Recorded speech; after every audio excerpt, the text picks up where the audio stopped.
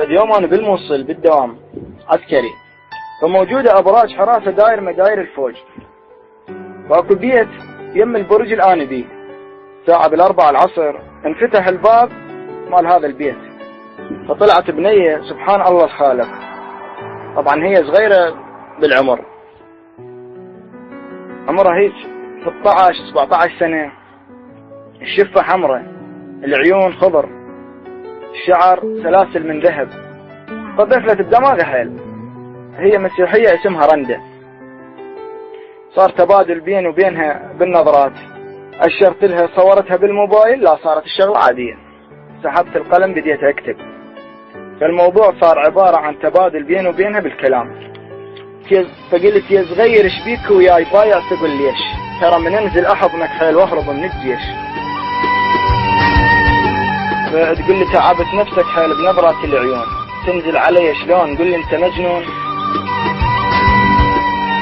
قلت لها انجنيت انا صدق من شوفة عيونك، حلوة وصغيرة عمر وخايف يحزونك.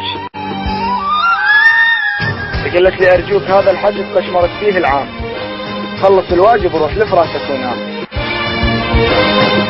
قلت له شلون انام الليل يلا انت جاري، اتمنى تجيني بساعة وتطفي ناري.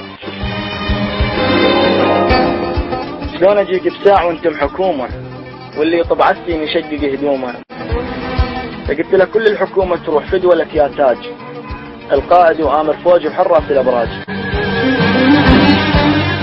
فتقول لي ارجوك كافة عبد خليني بحزاني، باكر يشيل الفوج وبسرعة ثاني.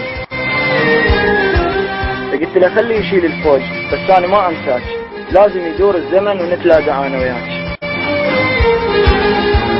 تقول دار بيك الزمن مر بينا خل نشوفك، ولو صبت دموع العين سحبت شوفك. قلت لها اجمع دموعك بدي فوقاهن دموعي، شمعات هواي انطفن اولهن شموعي. بتقول اخذ دموعك يا غالي واحطها لاقلامي، واكتب رسائل شوق واتذكر ايامي. فقلت لها مو بس حبر على الورق، مو بس حبر على الورق، دمعي يظل منثور، يرحم دول كل مرض ما حاجة للدكتور. بتقولي لو صار بيا مرض انت ترى تداوي، وقلبي فتحت لك لا تروح وتخلي. قلت لها ما اريد اطب على القلب، شايل الم واحزان، عيش بسعادة وهنا والبس ثياب الوان. فتقول طعم السعادة انغبت والله ما موجود، انزع هدوم الفرح والبس ثياب السود. فقلت لها ما بقى ساعة الزمن ونودع مناطقكم، وصدقيني والله القلب يشتاق بس لكم. فتقول ما تكفي ساعة الزمن بيها انا صبر الروح، والجرح مني الا كم يهيج هواية جروح. قلت لها ما ضل علي وقت رايد صور تذكار، الطف لهيب القلب مشتعل بيه النار. تقول لي ما تفيد هاي الصور، طف القلب وياك، ابقى انا بلي قلب بس دون ما انساك.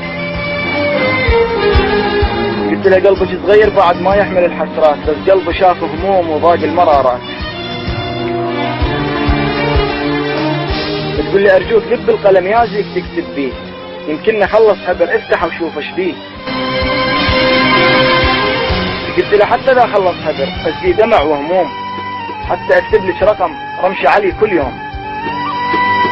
بتقول رقمك حفظته يا غالي مو على الورق على الغيب، ابقى ادق واتصل لما افرغ الجيب. فقلت لها ان فرغ جيبك ترى ندز لك هوايه فلوس، ما نريد منك طمع بس الخدود نبوس.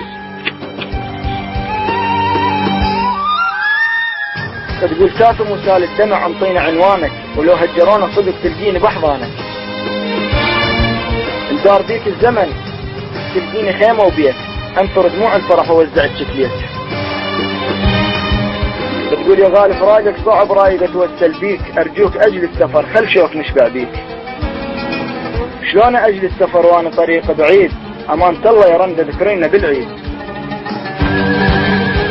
بتقول يا عيد هذا اليمر اقضيه ون ولوم، وعلى فراقك يا علي لبكي واشد الثوب.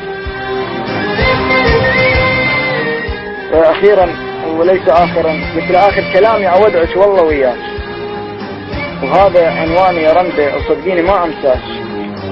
شكرا.